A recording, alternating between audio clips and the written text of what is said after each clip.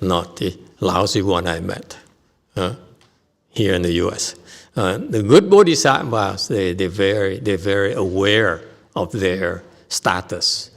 So therefore, because when you are surrounded, when you follow along the mahasattvas, you know your places, okay? Because there's a lot of competition to be near, to draw near the mahasattvas. So the bodhisattvas draw near the mahasattvas. Mahasattvas draw near Buddhas, okay? There's a hierarchy. You don't get, like a bodhisattva, you don't get, thank you, to bring tea to the mahasattvas. So, you know what I mean? Thank you. Oh, nice tea. So, but this Mahasattva here, this Mahasattva here speaks of Flower Adornment Sutra, which requires our highest level of wisdom, practical wisdom. So I would not be surprised if this is actually a Buddha manifesting as a Mahasattva. We have plenty of Buddhas, we have plenty of Mahasattvas. We're not going to let the low lives speak the Flower Adornment Sutra, okay? 308. Whether it is the good roots of the person's influence or the conduct and vows of the transforming host, both belong to causes for the speaking. Can't hear you.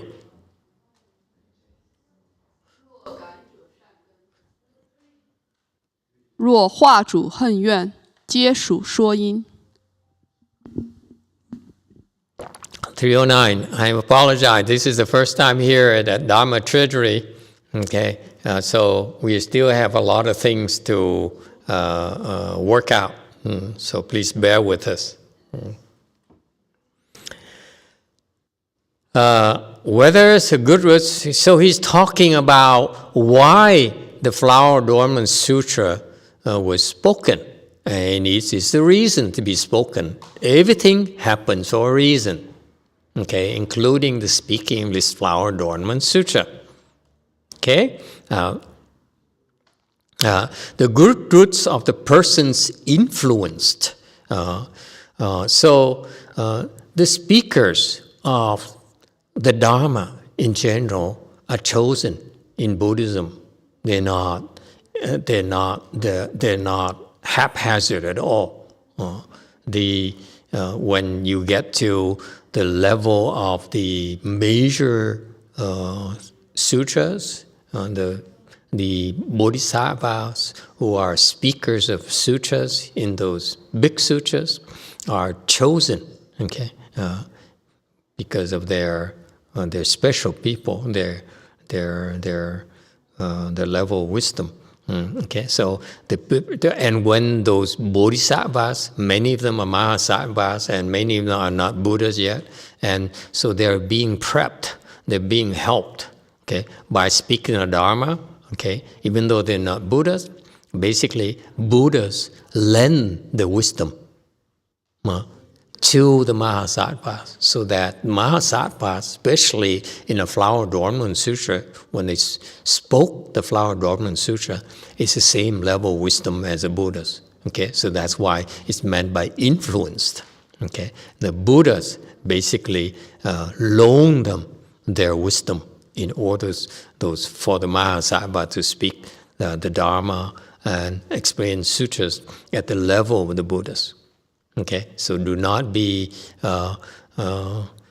affected by the fact that it's a bodhisattva speaking, therefore it's not the same level of wisdom. It's the same thing here.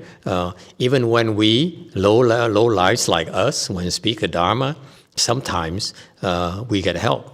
Quite often we get help. And we say things that we don't know what we're talking about. Okay? And somehow it makes sense to you.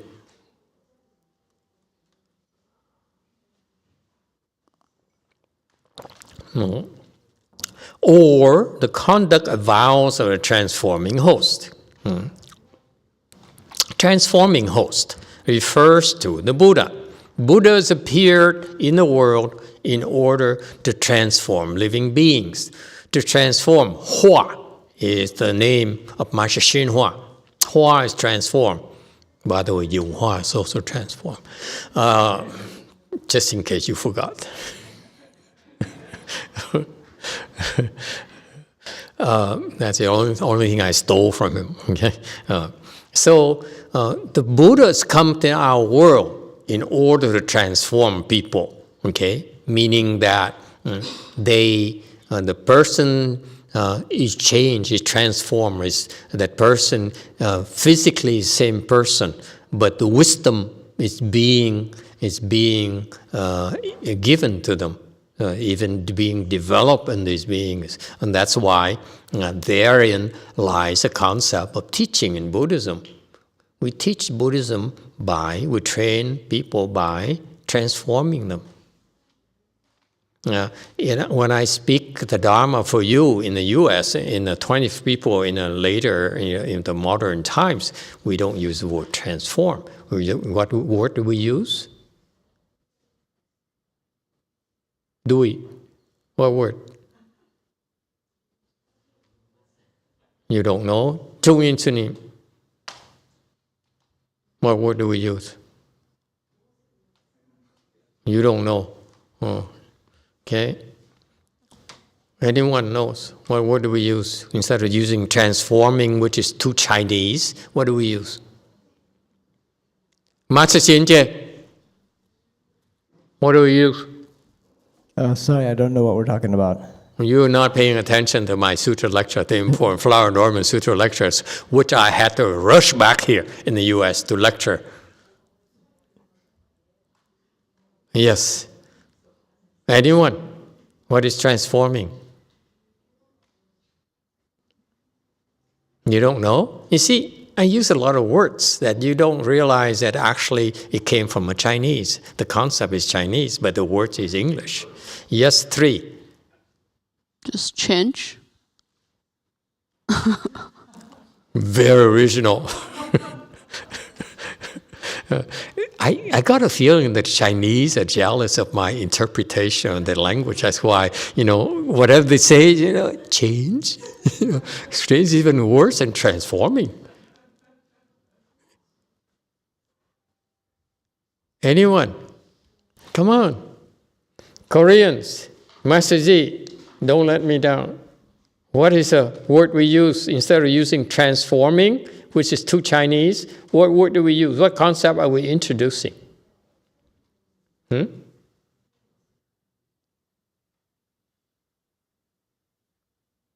Perfect, yeah.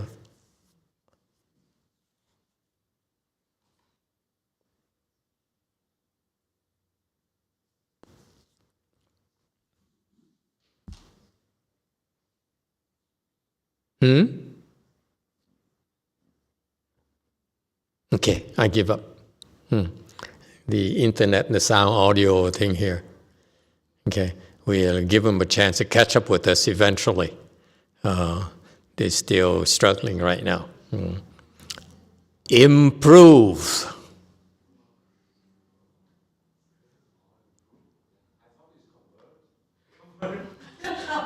Convert? No, that's a Catholic. You devil. I'm going to call you spy number 3. Yes, 3. I'm just passing on YouTube answers. Yes. Diego Afonso. Yeah. Maybe cultivation. Peter Salvio. Transforming is improvement through cultivation. Did he say that after I said it or before I said it? I think before. Before? Peter, he's so smart, and yet that's why he doesn't cultivate like us. He doesn't need to cultivate. He knows everything. And I'm trying to say, okay, yes, improving. Improving is something that people can relate to. The Chinese culture is too subtle. Transforming is so elegant.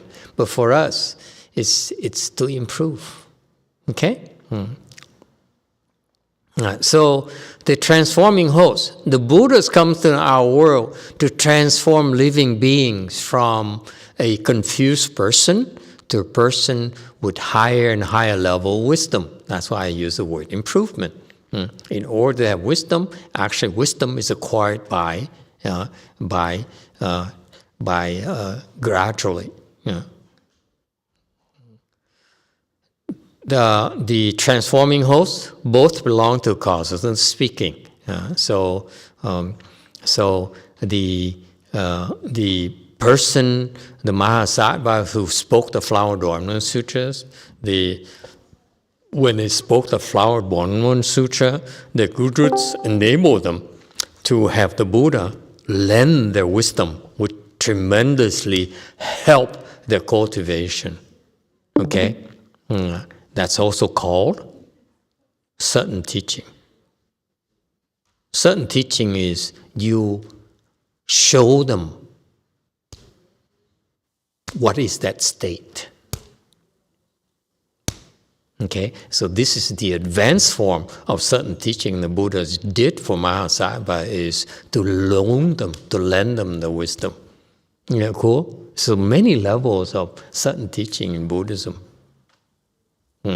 And then also it's spoken because the Buddha made vows to save the living beings in the Saha world. That's why he had to go to the Saha world in order to speak the sutra, which enables us from living being to be transformed from low level to high level.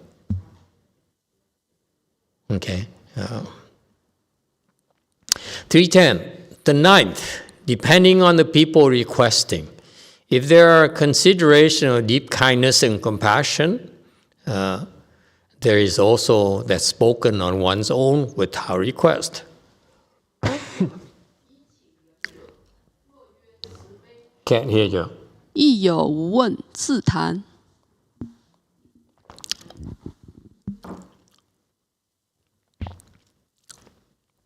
311. The commentary.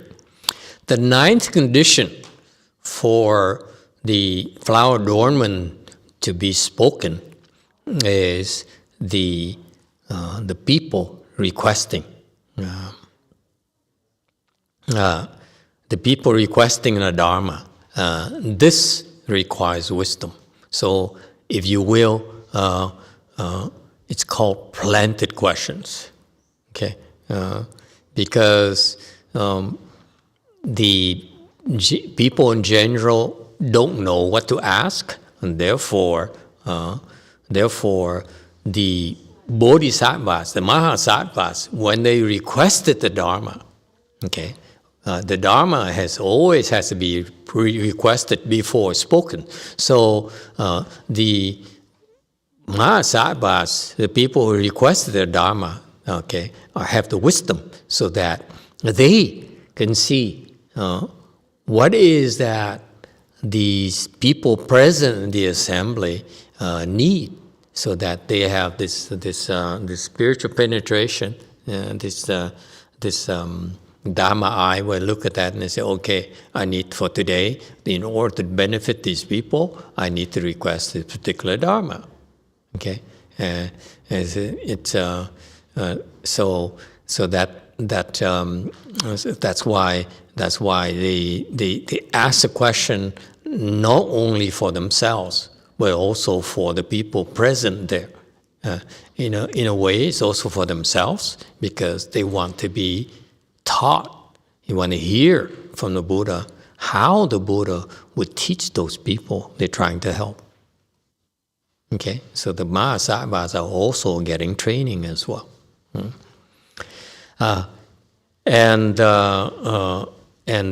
from that perspective, and also they're also the spoken not only because it's requested, but also because you don't know what to request. And therefore the Buddha says, let me tell you that you should know about this, because you don't know how to ask, therefore I need to tell you. So some dharmas in Mahayana are spoken without request, because it's beyond, way beyond the level of the people who can make the request. So the Buddha, only Buddhas understand, like the Pure Land Dharma door.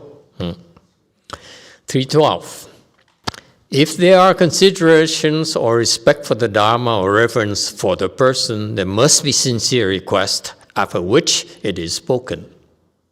若曰敬法众人，要须诚请后说。 Okay, 313. Okay, this is the Buddhist convention. Okay, first of all, you need to have a respectful mind. If you're not respectful, okay, no one's going to speak Dharma to you. No one's going to teach you. That's why I keep on trying to stress to you parents, your children. This is so critical. You want your children to be taught by people who have wisdom. You have to train them to be respectful. Okay? To be respectful to everyone. Okay? The Asians only teach their children to be respectful to the elderly. I happen to believe that you have to be respectful to everyone. It's very Buddhist. Everyone has a Buddha nature, if you will. Okay? But children don't need to know that. You need to train them to be respectful as a person towards everyone. Okay? So you need to have you need to be very respectful, not just respectful, very respectful. Okay? And reverence for the person. You need to have this high consideration for the person, because unless you have that, your mind will not open up. Because what happens is that the more reverence you have to that person, the more open your mind becomes, the more you can absorb. So the reverence is very important. Okay, so that's why that's where the tradition of the temples, where they have adornment, they have all these statues and all these comportments, so forth, is because to inspire the reverence from people. Okay, so that's important. Okay, and there must be sincere request, after which it is spoken. Okay, but also you must have these to know to sincerely request. What is a sincere request? Sincere request means that the request that's made with utmost concentration. Sincerity means you have one thought, okay? One thought of, I'd like this Dharma to be spoken. I like the request that you speak the Dharma, that one thought only. You don't think about dinner, you don't think about lunch, you don't think about shopping later, okay? So you only have one thought, so it requires concentration, okay? And if it's made, these considerations are fulfilled, meaning that respect and reverence and sincere request, then the Dharma will be spoken. 314. Those of initial resolve whose knowledge is obscured, inquire and seek prior to understanding. 初心实未，未解资求。自求. Okay. Okay, 315. Those of initial resolve, meaning the people who resolve to become a Buddha, resolve for Bodhi, if you will, resolve to become enlightened. Okay, this is the driving force in Buddhism. Okay, what we do for you leads you on the road of enlightenment, towards enlightenment. Okay, and you're all on the way. Okay, and whose knowledge is obscured. They're obscured by your afflictions. Okay, this is what happened to a lot of people. They may have the knowledge. Okay, they may know, they may understand, but because of their afflictions, their understanding are being covered up. their knowledge are being deactivated, inaccessible to them. That's why they're behaving out of affliction instead. Okay? And so that's it's meant by obscure. Be cognizant of that. When you are afflicted, that's when you're being obscured.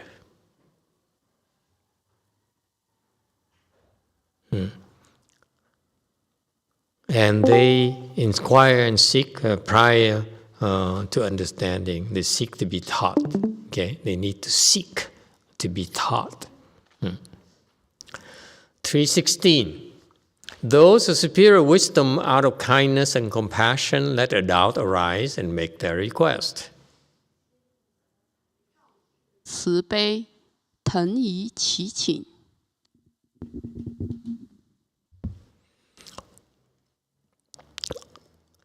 In contrast, the people with superior wisdom, like the Mahasattvas, they have wisdom, and that's why the people with wisdom act out of kindness and compassion.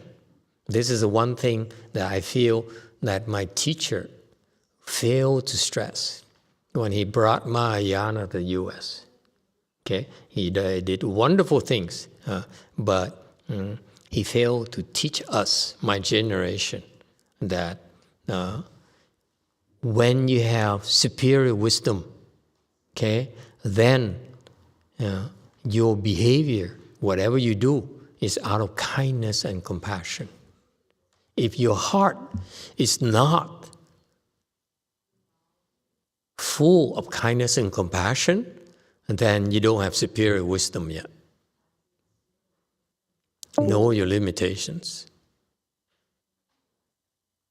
Okay? So let a doubt arise. So they have no doubts, but they put themselves in the listening audience shoes, and they say, okay, I have this doubt here. So the doubt is reflective of the audience and to make the request. Okay, and therefore, and this is very important, please feel free to ask questions. And one more characteristics in our American approach is that I encourage you every single time, please ask questions. Feel free to ask questions, okay? And I promise you, you ask a stupid question, I'll give you a stupid answer.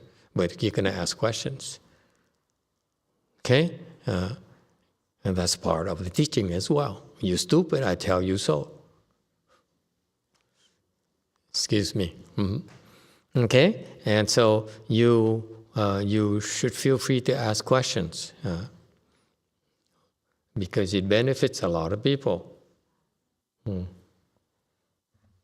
Okay, 318. This is further of two kinds. One, oral request. Two, mental request. Whether or not they occur in all the assemblies will be explained in a chapter on the manifestation of marks. 然有二类，一者言请，二者念请。诸会有无，现象品当办。Okay, 319.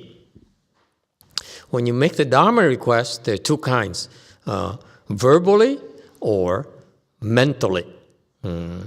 So in our world, in our Saha world, primarily the Dharma requests are made orally, okay?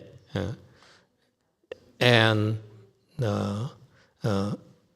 it turns out that quite often the request can be made mentally as well, and this will explain later on in the sutra. 920, 320. 10, depending on the ones who aid. The sages do not constantly respond. They respond to adequate sincerity. 第十，一能加者，福圣无常应，应于课程。Okay, 321. Okay, we borrowed the translation from the DRBA, my Master Disciples Organization, and it's kudos to them. Well, we owe to them.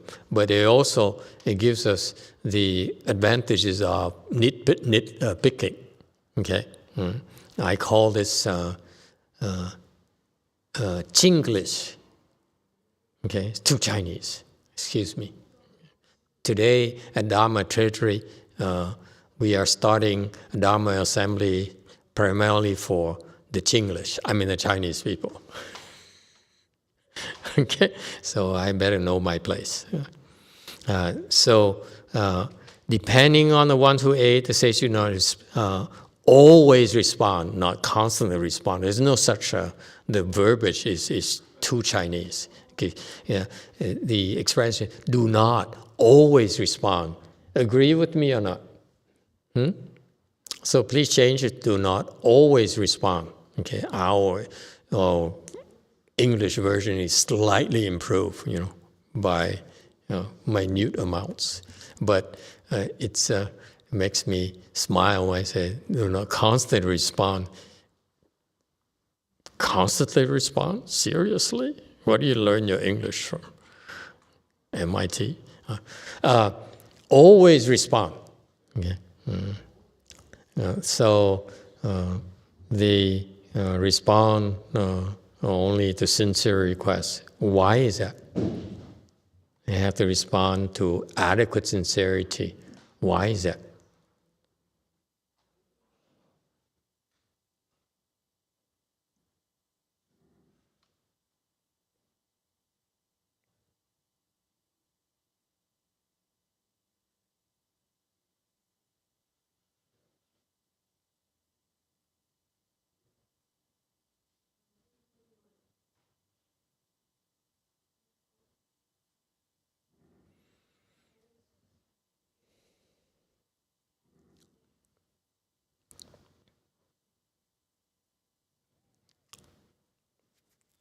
You want me to lecture from there, or you want to do me talk about something else? I'm going to talk about anything you want.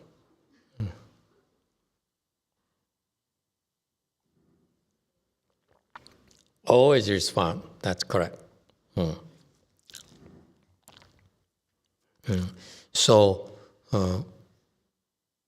they don't always respond. They only respond to sincere requests. Okay, why is that? Aren't they lacking in compassion? They don't respond. Yes, 3. The sincerity is not adequate. The listener cannot absorb the Dharma, even it was spoken to them. Very good. Excellent. When you are sincere, when you are the Dharma, depending on the type of Dharma it is.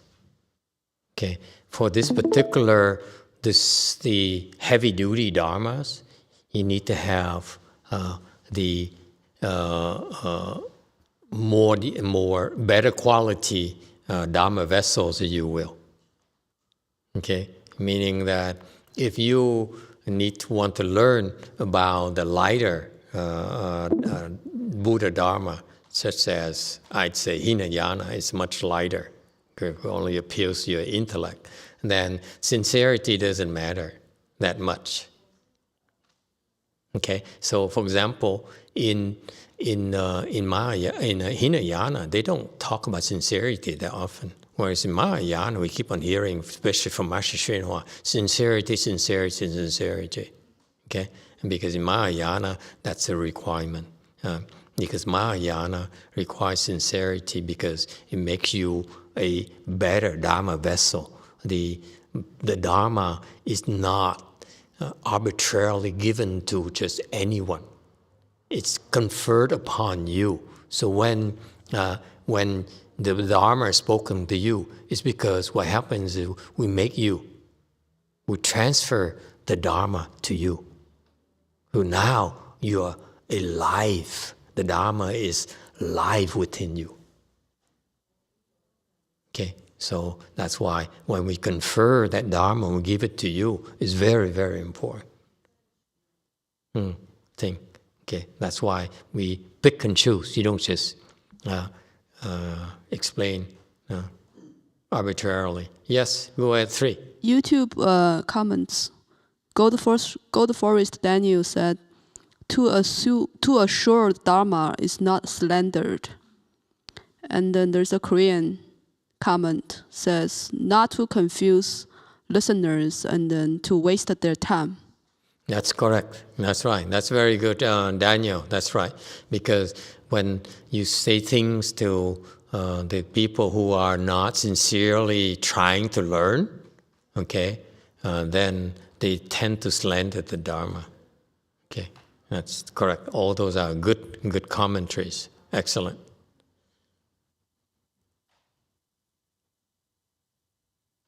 Hmm. 322. When one's profound and deep sincerity reaches the ultimate point, then one obtains the aid of the Buddhas. 心明至极，故得佛家。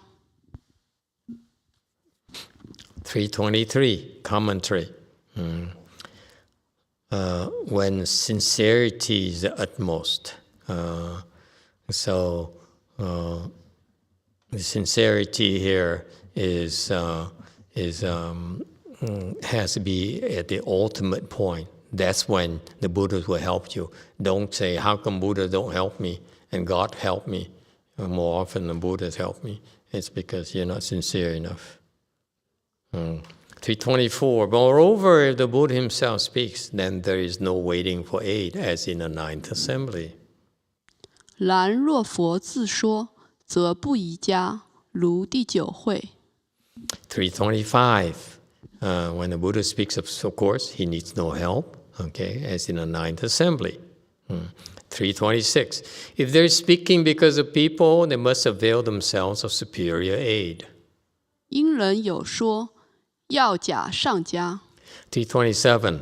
So, when the Bodhisattvas, Mahasattvas speaks Dharma, this is one of the important tasks that these spirit beings do, is speak the Dharma for you. Okay? So that's why you people, you're being trained, especially Sanghas, and lay people aspire to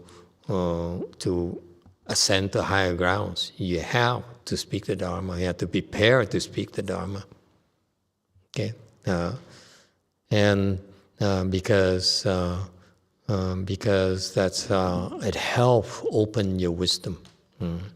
And in particular, when they try to speak things that are beyond the realm, such as the Avatamsaka Sutra, like in this case, for example, my personally is way beyond me. So that's why I'm hoping that eventually the Buddhas and Bodhisattvas will be impressed with my deep sincerity, and will come to give me superior aid. Okay, 328. Because if they don't, it's only Chinese Avatamsaka Sutra in the U.S.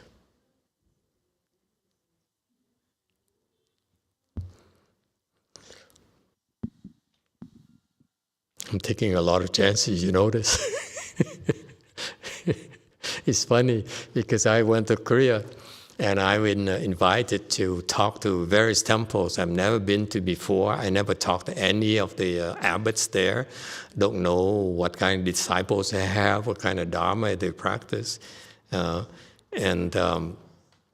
So as you can imagine, it's very stressful. Okay? And I was, so every time I have no clues what I'm going to be talking about. And so the night before, I have no idea, okay? And it's a scary proposition. And you have no clues at all. And the night before, I would meditate and say, what shall I talk about tomorrow? And so still nothing came. So the following day, I showed up at the temple. And then this is where the Korean tradition helps you. So traditionally, you go to a Korean temple, the sunims, the abbot, if they have respect for you, they would offer tea.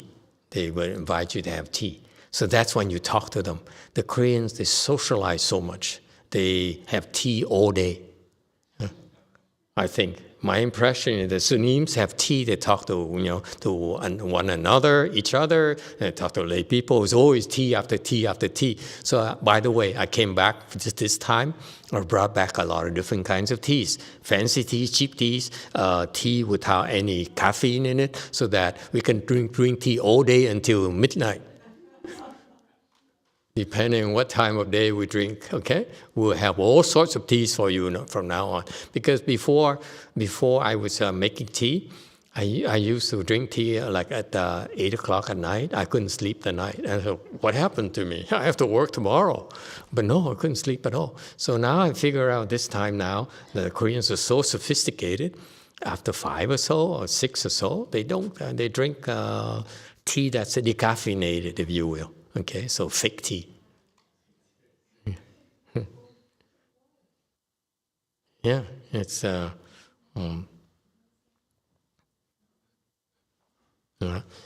so the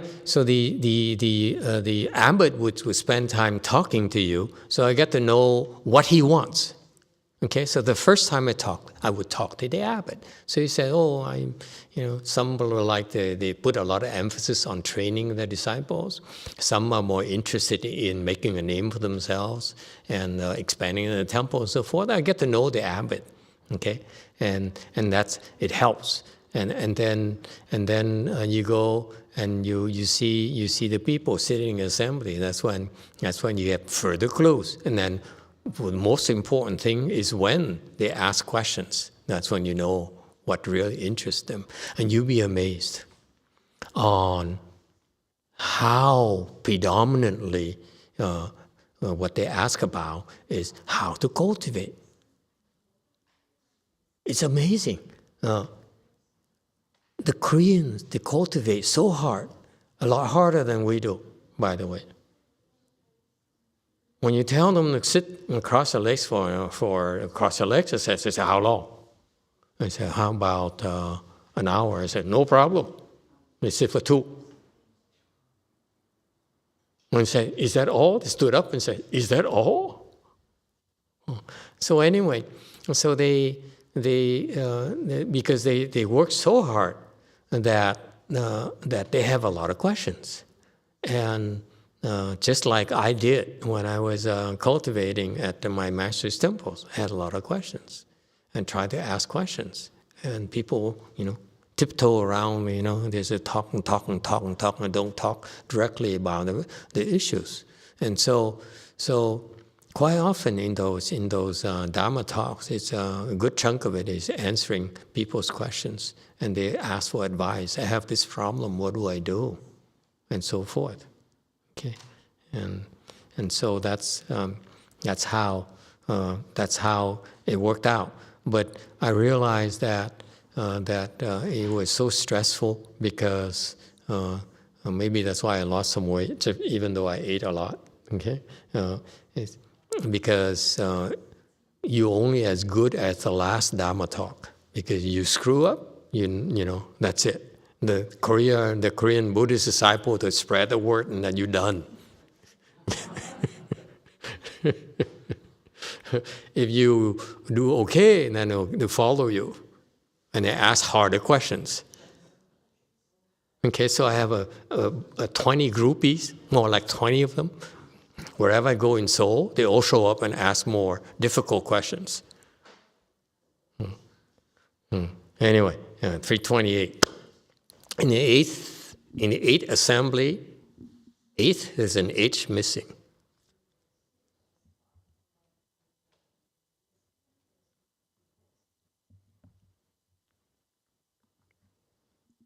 In the 8th assembly, practice depends upon the Dharma for cultivation, so it is not different from the above, generalized concerning the occurrence of aid. 其第8会，行依法修，不异前故，略无有加。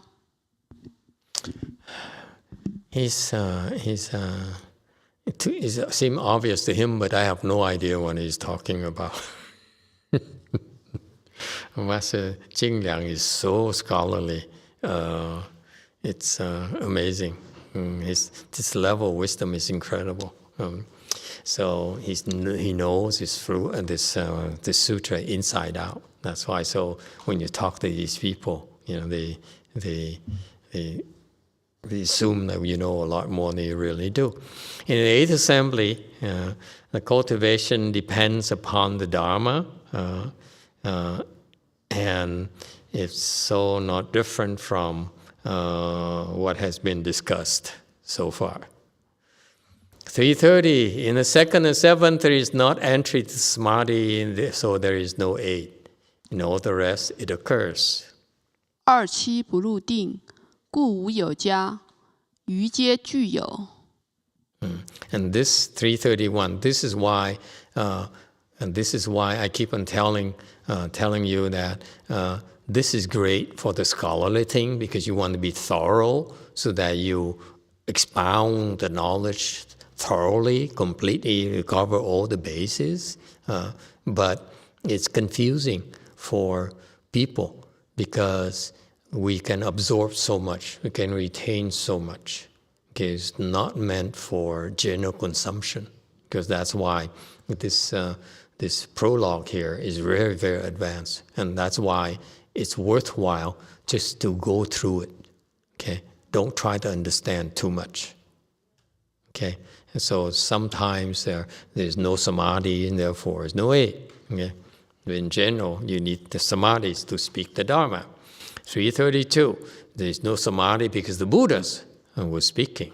Okay, so the Mahasattvas don't need to enter samadhi because they're not speaking Dharma.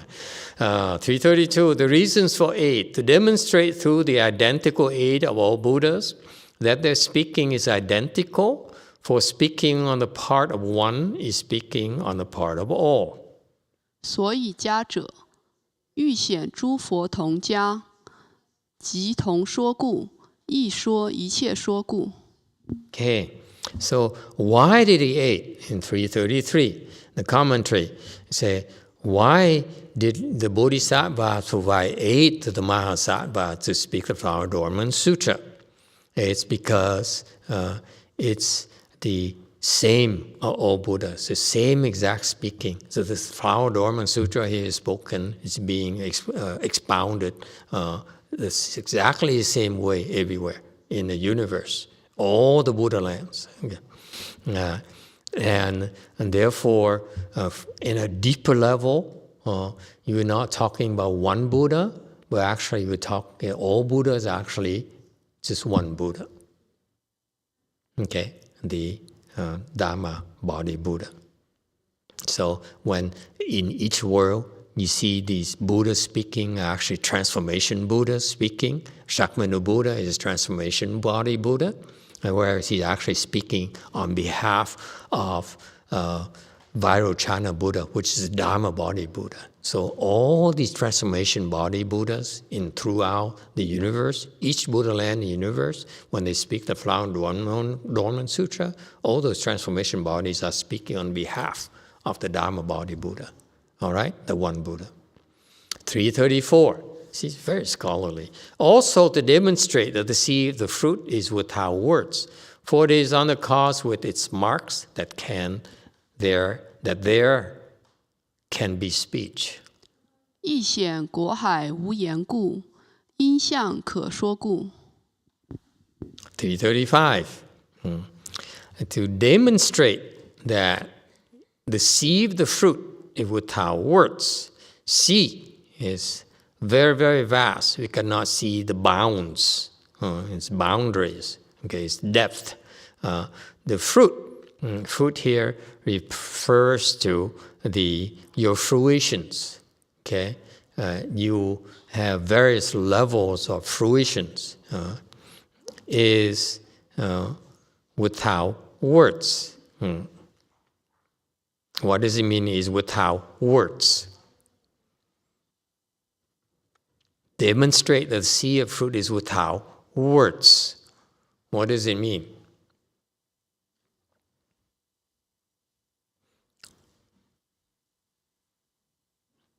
This means that the fruition, that's boundless level of fruition that you will experience, that you will achieve, cannot be described to you. It's not meant to be described to you. That's why all that's left is to help you experience those fruitions so that you know yourself. That's it. It's not meant to be explained. It cannot be explained. Okay? That's without words. 无言. And the cause of the marks can be speech. And in the causal ground, that when the Buddhas were practicing on the way to Buddhahood, they planted some causes so that they can give them a chance to explain the Flower Dharma Sutra to all of their disciples later. Okay, you see how scholarly he expresses. It's very elegant.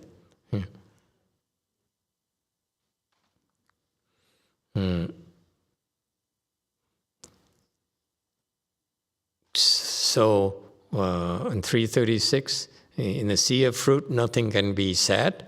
The perfectly complete fruit of enlightenment returns to where nothing is obtained. So, 圆满我觉.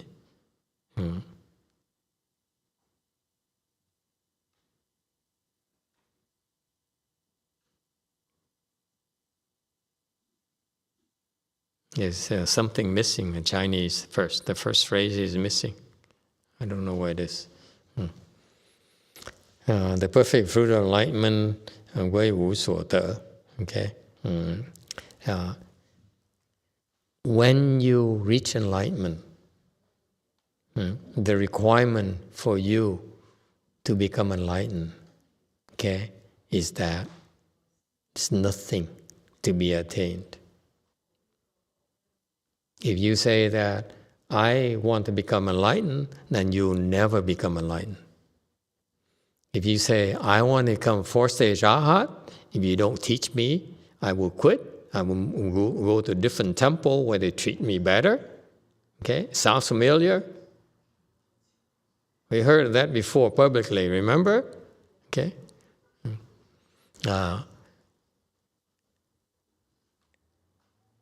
There's no such a thing.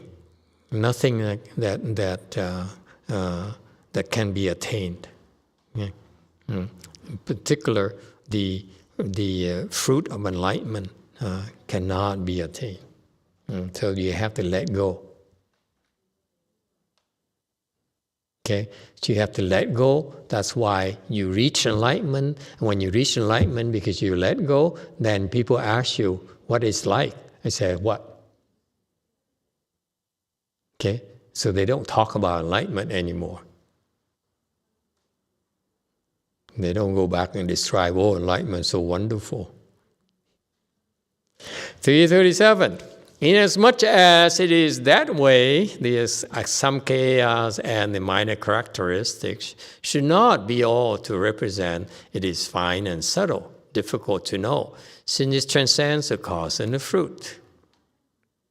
若尔生其随好，应非一切，表微细难之故，超出因果故。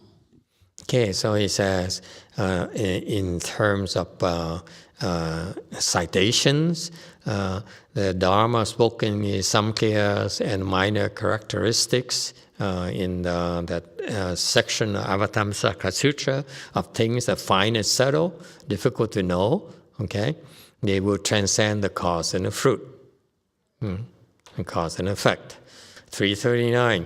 Moreover, the bestowals and establishments are not the same, so one should not employ a single standard. 然施设不同，不应易准。 Okay, 340. bestowals and establishments. So there are different types of teachings. Bestow is you give it away. You give it. You give it away. Show here is you set it up. You set up the schools. Okay, and there are the different types of teachings for different purposes, for different audiences, if you will, different times, and therefore there are multiple ways of explaining the Dharma. 341, the aid is of two kinds. One apparent aid, which covers the three karmas. 家有二种，一者显家，具于三业。 Okay, so when talking about helpful Buddhas, 342, the aid can be of two kinds, apparent or can be seen here is manifest. Okay, apparent has in English. Apparent has could be misinterpreted. Okay. Manifest. Manifest is the technical word. Yeah, manifest. Sien is manifest. Appear. Okay? So please change it to manifest aid, not apparent, which covers three karmas. So manifest is that it can be observed.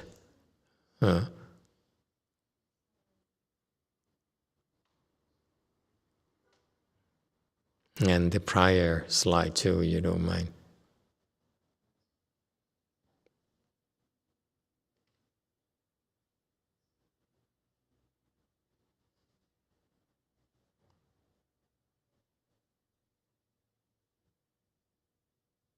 Okay, so what is observed can be apparent or manifest here. Should be manifest here.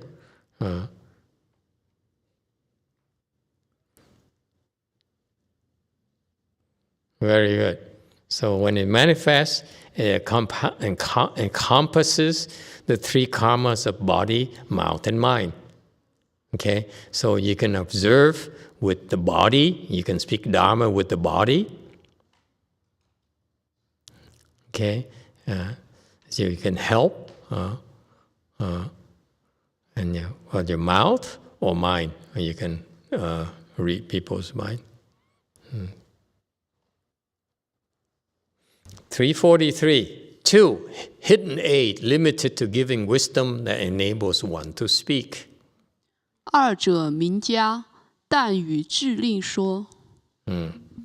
344, so the aid could be manifest or hidden. Hidden is that no one knows that the aid is being given to assist the Dharma speaker. And that's why in our world, especially for me personally, when I speak about these heavy-duty Dharmas, I request aid. I would not be foolish to say, I know, I understand this. And even though you don't understand it, the hidden aid will make you say things that you regret later. I mean, that's not me. Did I say that, really? But they secretly lend the wisdom to the Dharma speaker. So that's why don't even look down, especially you. That's why you need to learn to be respectful, because you don't know. You don't know. Sometimes the speakers receive secret aid.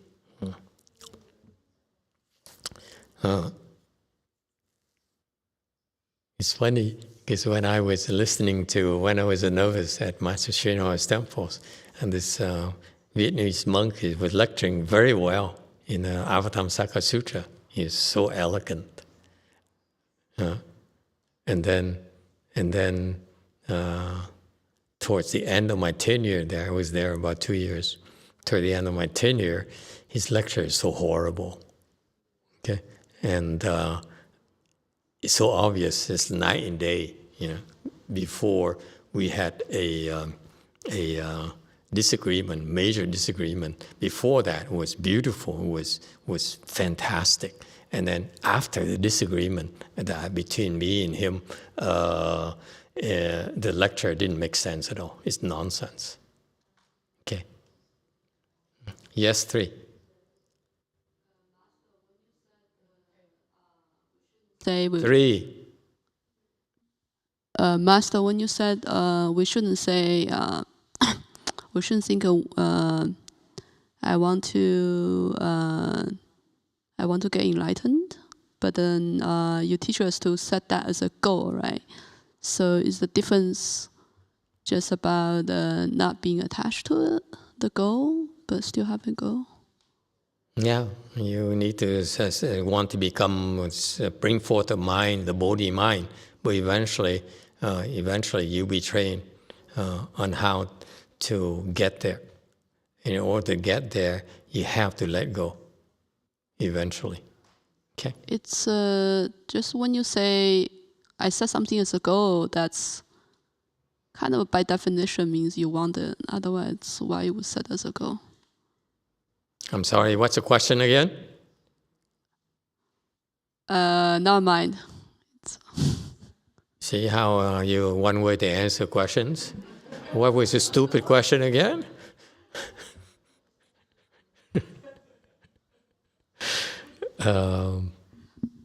So as I was saying, so what happened is that, and then that's when it dawned on me, this is one of the early lessons I learned. That is, I realized that before the fight, okay, my mind was open to him. Okay, so whatever he said, I was absorbing it like a sponge. See the problem? So if I was given junk, I'd be lecturing junk on giving you junk right now as well. You see that? So what happened? This is fascinating, let me tell you. We're getting so much help. It's very difficult to claim that, it's all me. It's not like that in Mahayana at all. We get so much help. So what happened is the first part of my tenure there until the last 6 months is that my mind is so receptive, so eager to learn, so that the bodhisattvas came and helped him lecture. So I was absorbing it. I love, this is why I developed a love for the Avatamsaka Sutra, because it's such a beautiful lecture. It's a fantastic lecture. It's so insightful and so forth.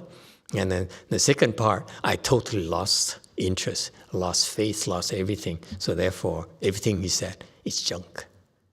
So that the Buddha says, I'm not helping anymore. So that's when I realized that when we speak Dharma, we receive so much help, a lot more than we like to admit. Okay? Because it's about you, it's not about me. The Dharma is for you, not for me.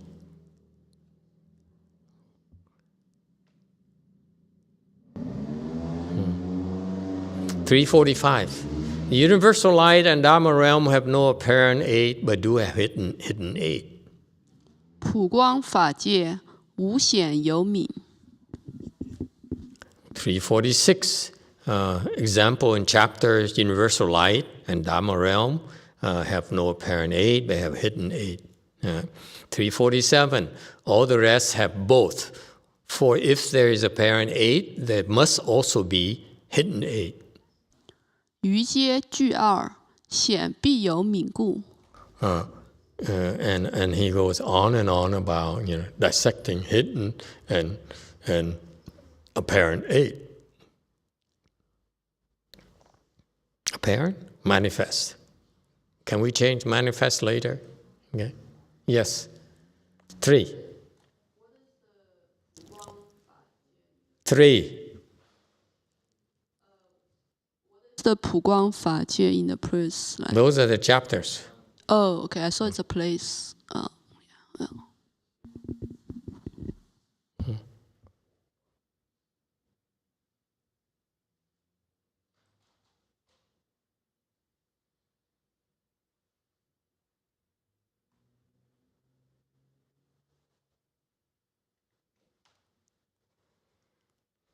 Okay, manifest here as well.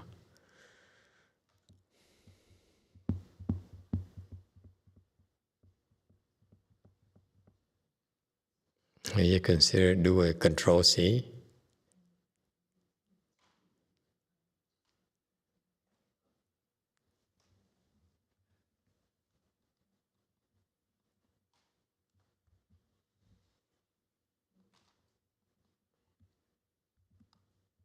Okay.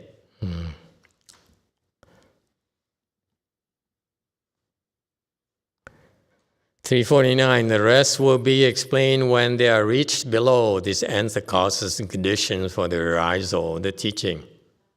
于至下明，教起因缘尽。 Okay, so these are the examples that will be clear when we reach those chapters. And this is the end of the item number 1 of the 10 doors. Door number 1 is causes and conditions for the arisal of the teaching. I think that's the end of the file as well. Anyone have any questions or comments?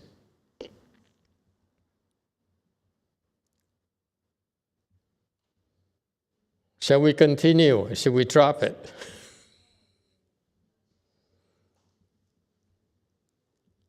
Huh? Is it too much for you? This is part of planting Vajra seeds. Okay? If you understand, fine. You don't understand, it's okay too. Mahayana is not about understanding. Understanding will come naturally later, not now. Okay? But you don't realize that for you to be here, you have listened to this sutra many, many times already.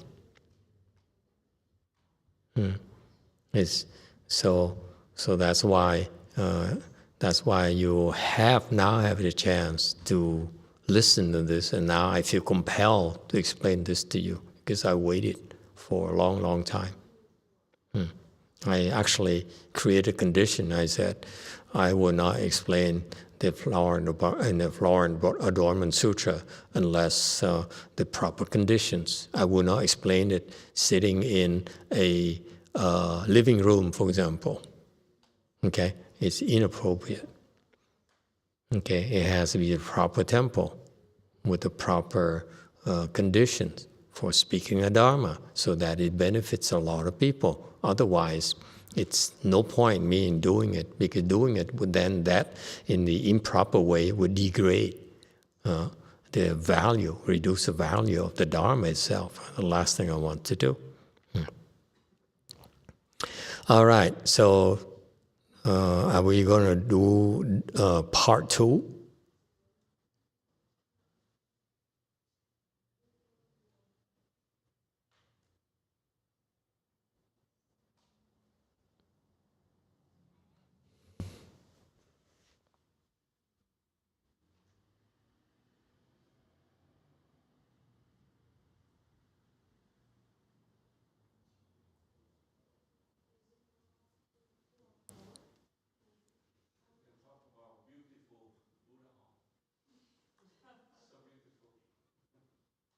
Which Buddha home? Oh, that's his first time here.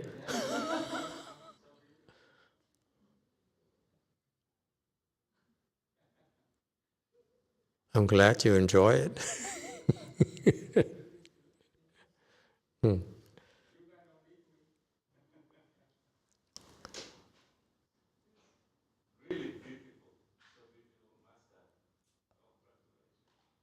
Yeah. It's there, they're doing. I just tag along.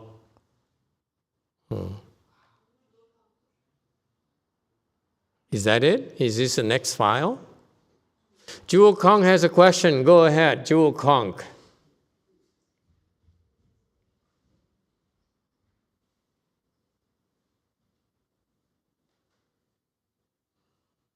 Yes, go ahead, speak. We can't hear them though.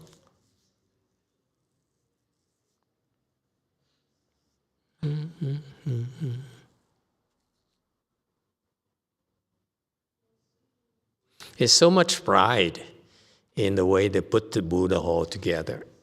It's like, you don't realize it, but they're scrambling like crazy. The last week or so in particular, people drive up here from San Jose and stay here until midnight during weekdays and then go to work or call in sick the following day. We're not sure which.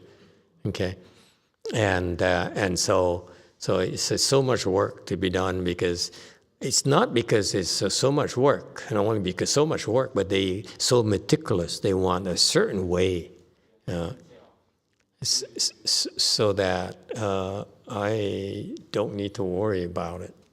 I'm so grateful for that. I can ignore it and say, I come here and speak Dharma, and waltz in to speak Dharma, and waltz out. Jewel Kong, go ahead.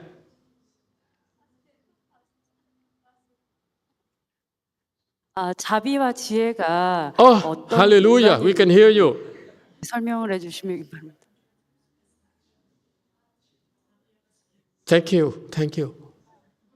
자비와 지혜가 어떤 관련이 있는지 더 자세히 듣고 싶습니다. Relationship between compassion and wisdom. Say what? Could you please explain the relationship between compassion and wisdom? What's the relationship between compassion and wisdom? Okay. What we're talking about is wisdom from enlightenment. All right? We're talking about the big enlightenment, not low-level enlightenment. The low-level enlightenment, the wisdom doesn't really have compassion yet. Meaning that if you reach a fourth-stage arhat, you can become a fourth-stage arhat and have zero compassion. Okay? Meaning zero great compassion. Compassion has levels where they have compassion for low-level compassion for normal people and the arhats, but in terms of the big enlightenment, that's hardly called enlightenment at all. Okay? So that's why we call small compassion. So the fourth stage has small compassion. The enlightened beings like bodhisattvas have great compassion. That's a big difference. So far, so good? So for the arhats, what is called compassion is that they have empathy for you. In English, it's called empathy. Okay? You see people suffering and you feel for them. I don't know how you can translate that into Korean. Can you translate that empathy? I can't. Okay, this is the important part. Okay, so the Hinayana people and below, they have empathy for people. They have sympathy for your suffering. They see your suffering, they say, I sympathize with you. Anyone can do that. Okay? That's normal. It's part of our human nature is to have sympathy for others. Empathy, sympathy, similar. Okay? So that's the level of the normal people, and including a fourth stage arhat. They have a more empathy, more sympathy than low-level people. However, they're not called great compassion. Okay? Great compassion is different. It's more than just sympathy. Great compassion is that when you see someone suffer, okay, this bodhisattva see a person suffering, and he has wisdom to understand the nature of the suffering. It hasn't been explained like this before because the Chinese, they try to mystify everything, and especially Koreans too, and it bothered me. Okay, so I'll explain to you in a different way. Okay, when the bodhisattvas, not the arhats can't do this. The bodhisattvas, when they see someone suffering, okay, they have the wisdom to understand the nature of your suffering, the cause of your suffering. That's a difference. The arhats and low-level people can really not understand. They cannot understand the nature of the suffering and the cause of your suffering. They can't. And that's why it's called small wisdom.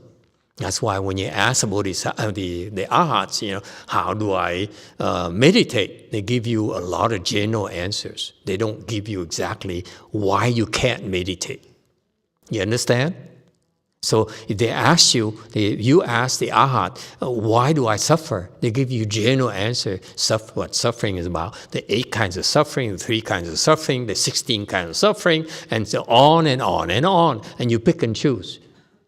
Okay? Depend on what day you want. Sometimes you feel like, reason number 6. It makes sense to you. Okay? However, the bodhisattvas have the wisdom. So he says,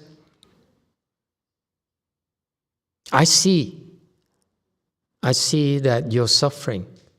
I see the nature of your suffering, and I see the cause of that suffering. Okay? So that requires wisdom to be able to do that. That only bodhisattvas will have or will be able to develop. Okay, so the higher they rise, they understand more and more and more and more about suffering. Okay, and they can zoom in on the cause of the sufferings. Okay, and because of that knowledge, the bodhisattvas have this problem. They said, it's stupid that you're suffering so much. It doesn't make sense. Why you have to suffer so much?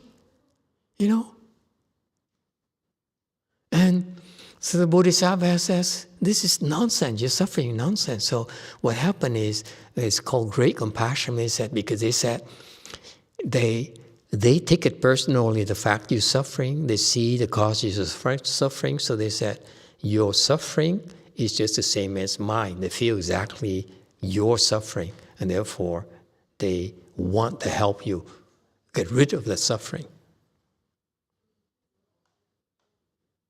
So that's why on paper, the definition of great compassion is one same substance. You take other suffering as your own suffering. And you are the one same substance, because when you suffer, the bodhisattvas, mahasattvas also suffer. They cannot ignore you. They cannot walk away. Okay? And therefore, they make it a point to try to give you relief for your suffering. Okay? So that's a difference between wisdom and compassion.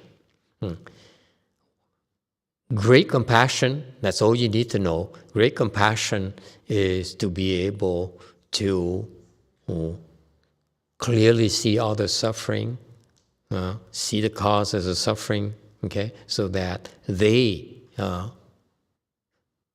take your suffering as their suffering.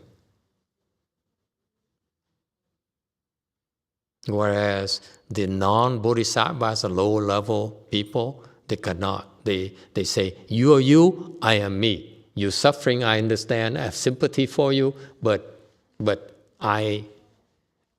it's your problem, not my problem. The bodhisattvas, with their wisdom, the great wisdom, they say, I have great wisdom, therefore I understand exactly the nature of your suffering, therefore I will make it a point.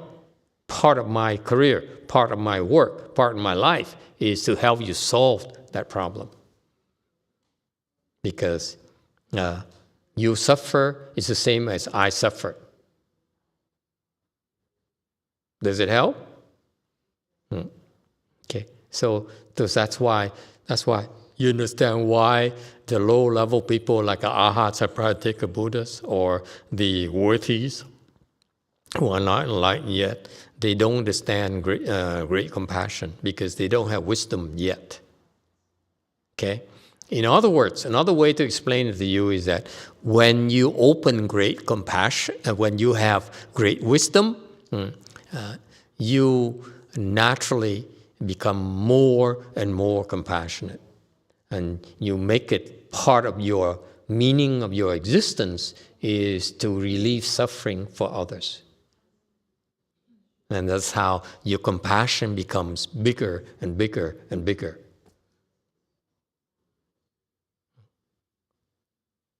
All right, any other questions? Yes, number 3.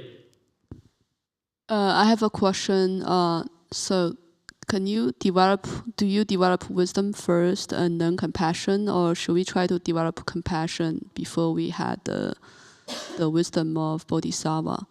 And then there's also a YouTube question. Yes, okay. Quick answer for your question is that it varies. It's no one single approach. Typically, the first time is wisdom, and then you have great compassion. But then once you have, when we reach a certain level, is great compassion that enhances wisdom. So it depends. Okay. YouTube question. YouTube question from Gold Forest Daniel. Master, what do you recommend for us who sincerely wish we could help out at the temples, but our obligations don't allow us? How can we get the blessings to later be available to draw nearer to the temple? Yes, that's a good question. This is a hard one to answer as well. There's a concept in Buddhism called 近世人, okay, the people who draw near, got close to the projects. So you create blessings. I'll be blunt with you. You create blessings by helping in time of need. Okay, some special times where, in particular, when, for example, I give you an example of Master Hsuan to make it easier for you to understand. Master Hsuan, when he brought Mahayana to the U.S., he came here single-handed, okay, $15,000 in his pocket, that's it. And so he patiently waited. He meditated for 6 years according to rumors, to the stories that his disciples told us. And so in the early days, a lot of his disciples came and went. And the ones who stuck around are the ones who became enlightened very quickly, because they were most helpful to him when he needed it. Okay, in Vietnamese has a saying, I don't know if Xiên Rần can translate that, but một gói khi đói bằng một gì đó, một nắm khi đói bằng một gói khi no. Something like that, right? Yeah, is that correct? Một miếng khi đói, yeah, một miếng khi đói bằng một gói khi no. You know what I mean. Okay, if you want to know what I mean, learn Vietnamese. I don't. Why do they have to learn Chinese and Korean and all those things? You guys refuse to learn Vietnamese, huh? Anyway, let me translate it loosely as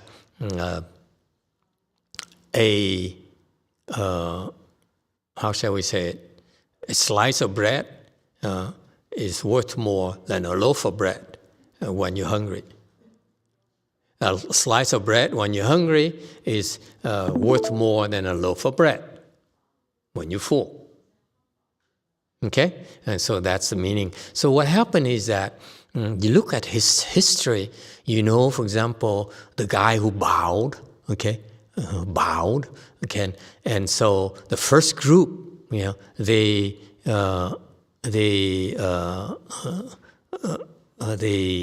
didn't have, they didn't do it right. Master YongHua didn't do it right, okay?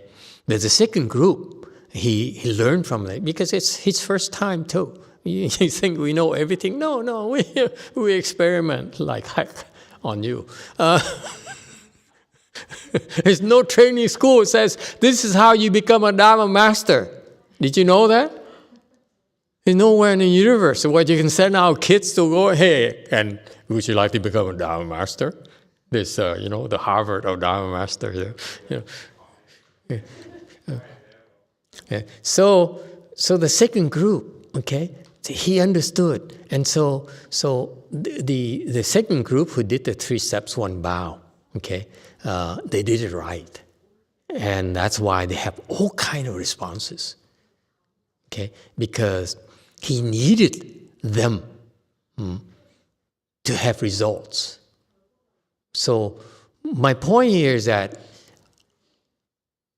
Master YongHua, his early disciples, when he was struggling, he was obscure, they improved very quickly, if you will, using my own words. They improved very fast. Okay? And because what is it? The Heng Shi, I think, he said, he bowed. When he first started bowing on the pilgrimage, he says within 30 days, his body changed. Meaning that in 30 days, he became a first-stage arhat. And so he said, and so he told me, he said, I changed in 30 days, and now I understood what he meant. Until you become first-stage arhat, you really don't understand at all. Your body is just yuck. Okay. So anyway, so the improvement is pretty fast. 30 days to reach first-stage arhat, that's pretty fast. Okay, it's remarkable.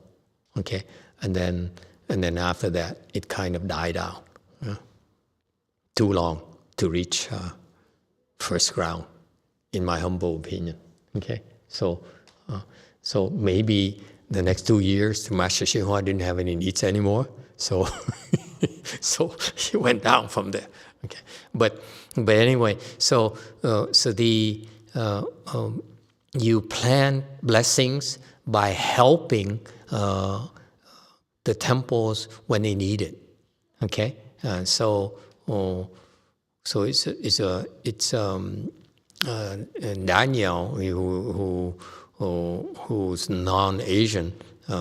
And so you need to come to the temple and patiently endure all the mistreatment that the Asians give you. Because I'm warning you, the Asians, especially the Vietnamese, you come to the temple, and the Koreans too, you come to the temple, you better help out. You don't help out, they will let you have it.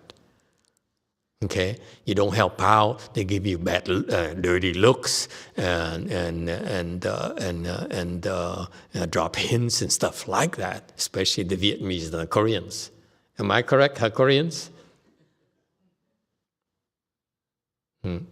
So I noticed when the last 5 weeks I was there, all the women who came to my temple, the first thing they did, they jumped into the kitchen. Okay? They all went to the kitchen first. Then Ipje looked happy.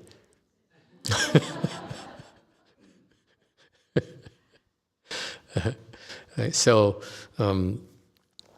that's why you help out, and you help when it's needed.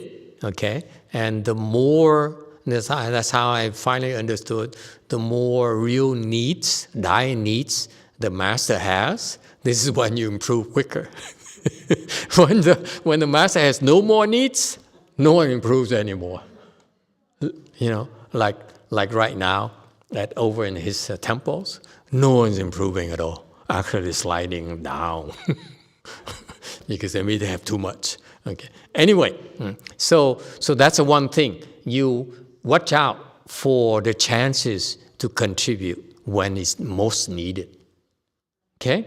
So where you help matters. And number two is the kind of sacrifices you have to endure. Like namely, for example, left-home people, they make a lot of sacrifices. And it's a life of sacrifices, folks. So for me, for example, to see that, I'm sorry, Koreans and Sunnims, to see that Sunnims have to worry about making money, paying rent, paying car and stuff like that, it distracts from the concept of you become a left-home person because it's an act of sacrifice and you make more and more sacrifices. This is why you open your wisdom a lot quicker. By making sacrifices, not by gaining. Okay? It's no gains. We're not. So that's why the left-home people has a special track where we make more and more sacrifices. So that's how we have more blessings. When you have more blessings, it's much easier to teach you. If you don't worry about enlightenment, you don't worry about results. You worry about, so the Chinese wisdom, and this is superior Chinese wisdom, okay, is that you create blessings. That's it. You keep on creating more and more and more and more. You don't worry about it, okay? You create blessings at the right places, and those things will happen naturally. So I try to explain to Daniel that in order to make progress, the two sides, wisdom and blessings. Okay, so the Hinayana style is they grind it out. Okay, yeah. Whereas the Mahayana style, we prefer to go on the blessing side. We practice giving, we create more and more, we help out more and more, we make more sacrifices that generate more blessings. And then, when conditions ripen, you can open your wisdom very quickly. That's where the basis of the sudden teaching is. Sudden teaching only works when you have blessings. When you don't have great blessings, there's no sudden teaching possible. So that's why Buddhism is very, very, very fascinating to me. They may be ahead of you like 20 years, 50 years, okay? And I've been to Korea where I saw the Sunnims, I was drooling. I said, I wish I would leave the home life like 50 years ago instead of wasting my life, okay? But it is not quite like that because someone has to make babies. That's called making sacrifices. No? Well, anyway.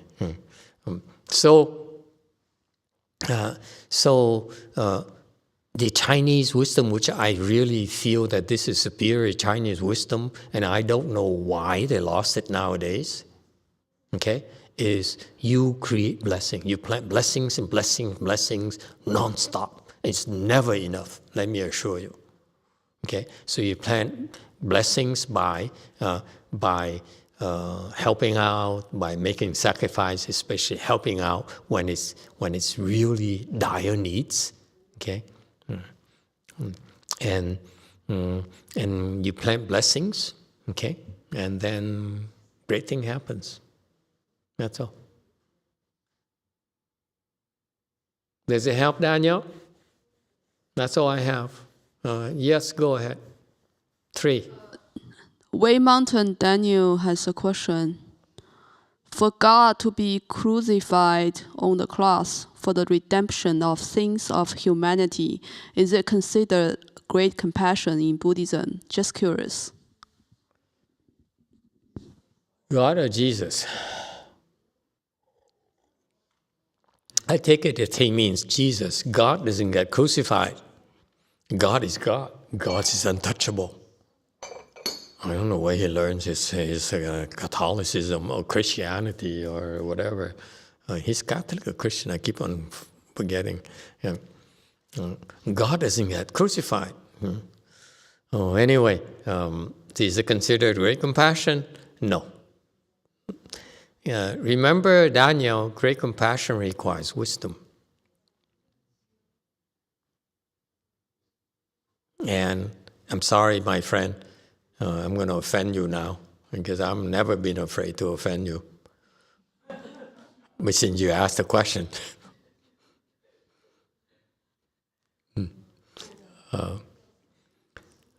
if God had wisdom, he'd be a lot more compassionate. For example, he has no compassion for us Buddhists at all. He has no compassion for the Mormons at all. They have no compassion for the Muslims at all. Okay? It's not okay to kill them. There's no wisdom in inflicting pain and harming others. And that's why it's hardly called compassion or hardly called wisdom. Definitely cannot. He has some sympathy, he has some compassion, but certainly not great compassion. Absolutely not. I'm sorry to disappoint you. It serves you right by asking the right questions. Okay, we stop here tonight. Thank you all for coming. Okay, tomorrow is our last Chan class, and tomorrow I'll probably go back to, unless you ask questions, telling you more about my career trip and what I learned from that. And so they'll be here as well. So if those of you who are here and you don't plan to come back, go back home tonight, and there's some work we can need some help with, yes?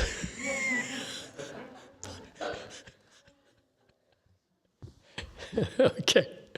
Rebirth transference. First time we do rebirth transference.